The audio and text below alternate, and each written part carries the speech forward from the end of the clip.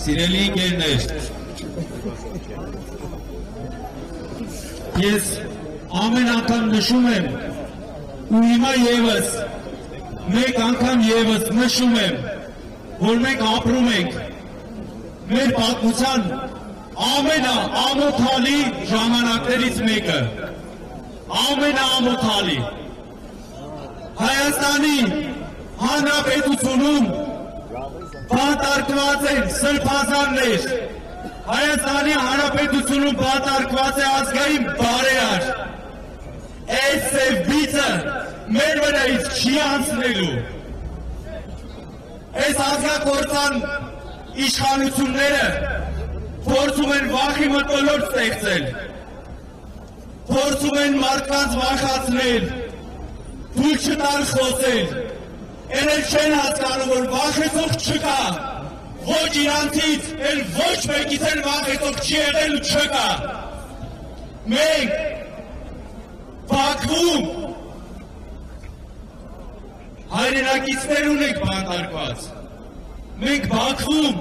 բարերար ունենք բանտարկված, ունենք բանտարկված ազգային բարերար Հայաստանի Հանրապետությունում։ Եվ մենք ասում ենք, ու ասում ենք անվախ, մեր ազգային բարերարին պետք է ազատ արձակել, ազատություն Սամվել Կարապետյանին,